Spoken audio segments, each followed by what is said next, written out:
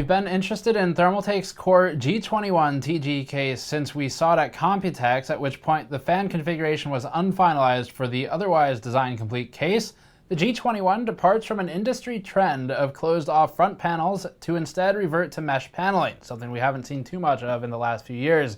This permits better airflow under the right fan configuration. Today, we're reviewing all the ups and downs of the Thermaltake Core G21 TG with a heavy focus on fan replacement and optimization of positioning of the fans and removing dust filters to improve performance. Before getting to that, this coverage is brought to you by our 10-year anniversary edition shirt, which has an explosion design layout on the front.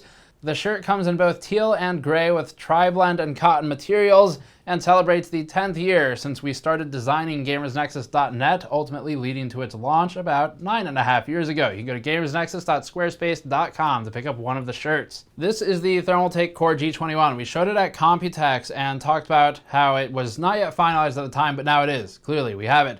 And we're reviewing it today. Now, the thing with this case is it's trying to take a lower price point approach to the tempered glass trend. We're kind of entering into the tail end of that trend as the industry starts looking for new things to chase after. But tempered glass is still a thing that's going on right now and will probably stick around for a while because the quality is high. It's just a matter of price. And now that tempered glass has become so widespread, the price can come down a bit. So we have these $70 cases like this one, where it's got two tempered glass side panels. Up until just recently, this was really pretty much unheard of for any case of tempered glass side panels. So that's the new thing this year, is bringing price down on that. The right side over here, camera right, is darkened, so it sort of obscures the cables, but not completely. Left side is clear and you can see through it as usual. But other than the glass, it's really a focus on power supply shroud, some cable management features, and most of the things we've seen finally become adopted in the industry as the new direction for case design, with one exception, and that is the front of the case, where Thermaltake has gone back to the mesh-focused design rather than the solid fronts that we see on something like an S340, for example. So from our perspective, that's a good thing. We've always preferred mesh because our focus tends to be more performance-driven rather than looks-driven. And you can certainly have performance and silence to some extent, though never as well as if you just focused on one, of course. The difference here is that Thermaltake is shipping this with one fan. So they've got one fan in the back. It is a pretty cheap fan, unfortunately, and it's set up in an exhaust configuration. This is a bit odd. We'll talk about why in a little bit. The front comes with no fans pre-installed, but you could install two 140s or three 120s, or of course radiators of equivalent sizes up front. It's just that they don't do that for you stock. The front also has a couple of dust filters, so there's the mesh front panel behind which and mounted to which is a dust filter that's a bit wider grain holes, so they're less fine. And then behind that is a magnetic dust filter that attaches to the front of the chassis, and then you have your fans and the intake to the case. Let's go through the layout before we do the performance. The full glass panels, sharp angles, and sort of full shroud put the G21 in the same visual category as the NZXT S340 Elite, although the mesh front panel and prominent Thermaltake badge detract from the sleekness somewhat. Narrow black borders on the tempered glass side panel leave every part of the interior visible, and both the border and screw holes are conveniently symmetrical so that the panel can't accidentally be installed upside down. Oddly, the back side panel is also translucent, although tinted a darker shade. This means that cables and drives tucked behind the motherboard are visible from the outside, especially if they're white. So despite Thermaltake's charming description of this decision on the Newegg page, quote, two-toned tinted glass for the look up front while keeping the business in the back, this puts much more pressure on the user to bundle the cables neatly. As for the build process, as described by Patrick Lathan in our written article review, linked in the description below, Thermaltake deserves praise for putting catches below their side panels, where working with the S340 Elite or the Phoenix Shogun, you required constant vigilance to avoid dropping heavy panels while removing them, as they can easily slip off their mounts and bang on the table. Not enough to be dangerous, but enough to scare away Chief AMD analyst Snowflake. So Thermaltake's decision to put catches was a market improvement. We hope to see more of it. Thermaltake's panels are secured by catches until they're hinged to about 45 degrees. They can also provide leverage for pressing down the glass on bulky cables, although glass and leverage aren't necessarily concepts that should be put together. But that's okay. The Core G21 has plenty of room for cable management and aligns with the fractal defined C for its abundant cabling space and easy routing of front panel headers. The G21 adds two separate sheets of metal for the forward section of the case near the FPCs and the rear section near the motherboard backside. A gap between the two permits easy cable channeling, and the cables brace against normal tie points. The front panel is one thing other than glass that really makes the G21 stand out. It's all mesh, as the Silverstone RL06 proved. This can allow for serious airflow. Unfortunately, Thermaltake doesn't take advantage of their biggest differentiator in a market dominated by cases with closed front panels. Only one fan is included with the G21. It looks and feels cheap, and if a reasonably priced tempered glass case that cuts its MSRP by excluding fan sounds familiar, it might be because of our InWin 303 review, where our review sample was shipped with 0 fans. Fans are one of the best places to cut costs in enclosures, and is where Thermaltake decided to do it with this one. Makes sense, they allocated their cost to tempered glass instead. Rather than forcing the consumer to pay for cheap fans that they'll have to replace, Thermaltake thinks that the customer can rather save their money and buy the fans they want. That's the approach anyway. On the other hand, shipping a case with no fans or with garbage fans means that some customers will feel cheated, and at least one will accidentally cook their PC when they don't realize it included 0 fans and that they should have bought some. That's why Thermaltake included one, but it should probably be in the front instead. This is a tremendous oversight and missed opportunity by Thermaltake. They have a really good case. The foundation is, it combines all of the elements that we look for in modern case design for a mid-tower of this approach. It's got a power supply shroud with some cutout for larger radiators or potential open loop combinations. It has great cable management options. It has good isolation of the front and the back parts of the case, so you can really separate those components out and keep them in their own compartments without having a compartmentalized case. And it's got tempered glass on both sides and a $70 price point. Everything looks pretty good. And it has a mesh front, so it can actually breathe. Unfortunately, Thermaltake decided to include a single fan. It's in the rear as exhaust, which is probably the least necessary position depending on what type of system you're working with, and it's not a very good fan. So they've had a big oversight here. It's of course an attempt to drive costs down elsewhere because they have higher cost in things like the glass and invested there, but in the very least we would have liked to see Thermaltake get a better fan and probably place it in the front instead. Though we have some testing where we actually did that ourselves, moved stuff around, removed different combinations of the 2.5 front mesh intakes to see how much performance improved by getting rid of one of the magnetic dust filters, for example. And overall, there's a lot of potential here in this mesh front paneling that's just being wasted. And sure, the user can buy fans, but that's not normally the way that things work. When you're looking at cases on the market, you see $70 case, and you start looking at other $70 cases, and those are what you compare. If some of them have better cooling configuration stock, they might get selected over this one, even though it's quite a good case other than the cooling, as we'll get into in a moment. So it's something that they could improve on, and the thing is, yes, you can buy more fans and fix it, as we'll talk about, but it does require some additional changes as well. Momentarily see that. The thing is, once you go from 70 to adding 2 fans, now you're at 70 plus the cost of 2 fans. You're an $85 or $90 case. There are a lot of really good cases at $85 or $90, and the competition gets a whole lot fiercer once you get to that price point. You start seeing things like the Corsair 400C, which is sort of a different class. 70 versus 90 to $100, big change, but if it's 70 plus 2 fans, now the 400C is a competing option.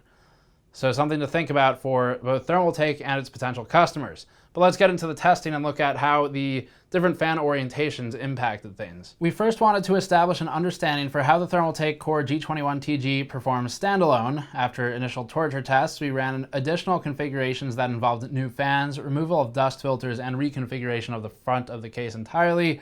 We'll get to comparative benchmark results next, but let's start here. During our torture workload that burns the CPU and GPU simultaneously, the stock configuration of the case with a single rear fan and both front dust filters produced a load temperature of 65.9 Celsius delta T over ambient. Idle rested at 7.5 C delta T with an ambient of about 23 to 24 C, just as a note. That puts you under a CPU temperature of about 90 C on our test bench. Definitely a bit warm and getting to uncomfortable levels, especially since an extra increase in ambient to 30 C puts you at throttle point. In an effort to understand why temperatures were so high on a case that has good ventilation, we next added 2 AF140 fans from Corsair to the front alongside the rear exhaust fan staying in there. The result wasn't much better, almost surprisingly. We only improved our CPU load temperature by 3 Celsius, with idle improved by about 2 Celsius. This puzzled us, so we set forth on a mission to perform far more tests than we'll ever get ROI for on this review. Removing the front panel was next, which improved temperatures by 3 Celsius to 62.5 in the stock single fan configuration, and barely changed anything in the dual intake configuration with Corsair. We next removed the magnetic dust filter behind the front panel and then put that front panel back on without the dust filter behind it. And finally, we discovered the root cause of the issue. Removing the magnetic dust filter improved our CPU thermals from 62.9 Celsius delta T with the dual intake configuration to 51.8 Celsius delta T. That's a massive jump, 11 Celsius, and is one where we were able to validate it repeatedly across multiple test passes just because it really didn't look believable until we dug into it further. For the stock configuration with only one exhaust fan, we saw a change from 65.9 to 62.5, certainly an improvement, but given that there are no intake fans to choke with that dust filter, the change is less significant. Removing both the filter and the front panel gives us our bare front configuration, which still sees a boost, but not enough of one to be worth removing the somewhat required front panel. Removing the optional dust filter is absolutely worthwhile though, as you can see in these results. GPU thermals were improved similarly. We were throttling hard in most of these test configurations as the throttle point is 84C and we were at 59 Celsius delta T. That's the choke point given that ambient is taken out in a delta T. It wasn't until we removed the magnetic dust filters and added some fans that the GPU was able to cool itself down in this torture workload. Once we got rid of the front filter, it performed to spec and stayed below throttle territory. So these are some really strange decisions on Thermaltake's part because they have a mesh front intake, which is not quite but kind of a dust filter. Behind the mesh front panel, there's a dust filter attached to the plastic panel. You could pop that out if you wanted to and clean it. And then behind that, there's a magnetic dust filter. Why do we need 2 and maybe 2.5 filters, depending on how you define that front? It's unnecessary, and it's restrictive to airflow. We're obstructing the intake from what is arguably one of the best, most differentiating features of this case. So that's kind of sad to see. When we asked Thermaltake about this and validated our testing results, again, multiple times, and really were confident in them, the company noted that they'd rather include extra dust filters that are removable, as it is harder for the end user to source an appropriately sized dust filter for the case than to remove one. That's reasonable. It certainly would be harder for you to find a magnetic dust filter perfectly to spec than, for example, to just pull that one out. But if you're removing the filter anyway, why include it? So here's where we are with this. We're about to go through the comparative testing in a moment. The case does quite well if you account for that change in the front that we were talking about. And the case overall is good. It's just its biggest problem is thermals. We've seen this before. The difference with this one is that you can solve it. So if you're interested in this case, don't sign it off or write it off completely because of the thermal issue. Keep in mind that you can pull the front panel off, remove the dust filter, and solve the problem for the most part. Now, should you have to do that? Absolutely not. And if that means that you buy a different case, so be it. Hopefully Thermaltake learns from that and keeps that in mind for the future.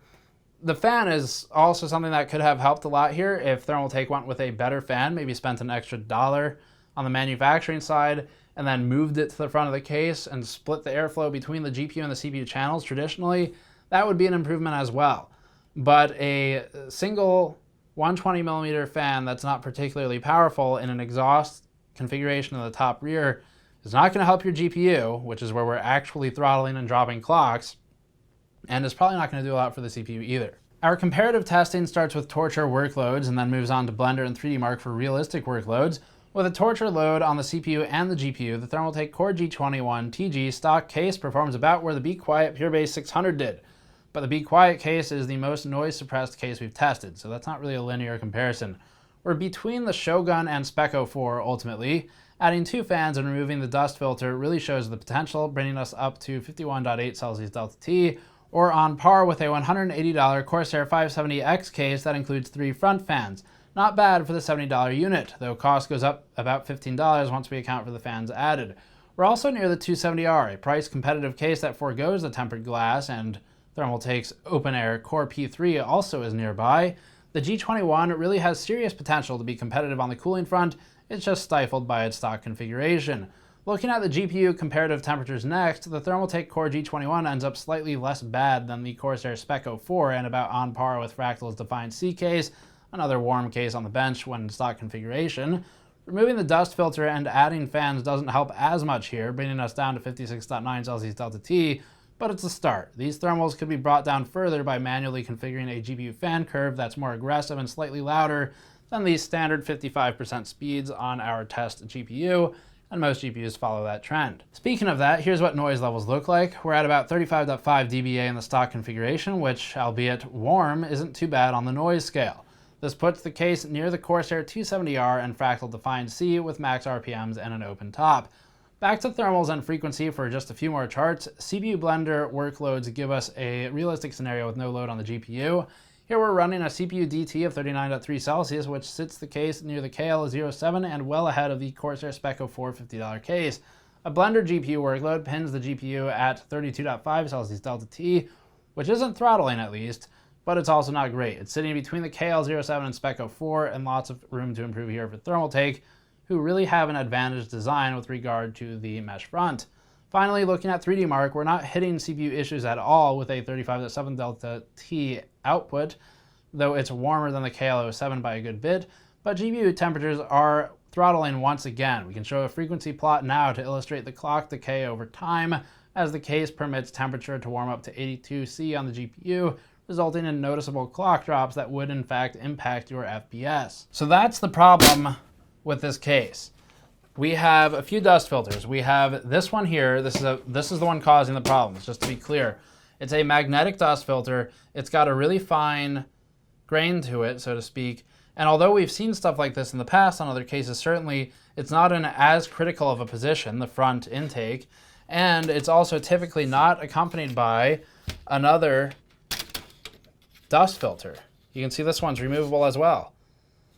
And it's also fairly fine grain. So what happens is we're just really obstructing the airflow and choking the fans in a way that's unnecessary. The dust prevented from getting in the case really is not going to be significantly different. And even if it's slightly different, you kind of get into territory where it's like, do you want to sacrifice actual frame rate for dust when you have a good filter already, one of them, and you just clean that? Because this is not just a temperature thing, it's frame rate. You lose frames by overheating the GPU like that. And all of this stuff is solvable by the user. So you could buy this case and you can do a few things. It's a good case. If you want to fix it, what you do is first you open the front like I just did. It's trivial. You pull from the bottom.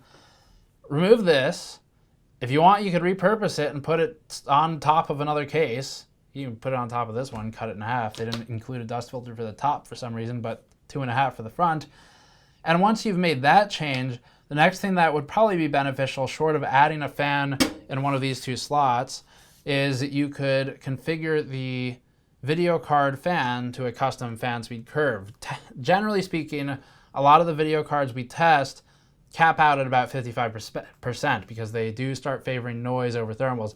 You might want to push that a bit to 65 or 70% when it starts heating up, and that'll prevent you from dropping frames or clocks, which results in dropping frames. And then further, you could increase the fan speed of your CPU cooler. Note that where we're seeing high CPU temperatures, you might not. It depends on the cooler you select and how tolerant of noise you are. This is one of the least scientific types of testing we do, strictly because there are 7 different components and effectively infinite combinations. We can't test for them all. In our test configuration, we've laid out the problems. Those we expect will extend and be representative of most configurations in a case of this cost. So keep all of that in mind. Now, not to overplay the thermal issues that Thermaltake has here, the case itself, again, is good. The cable management is good.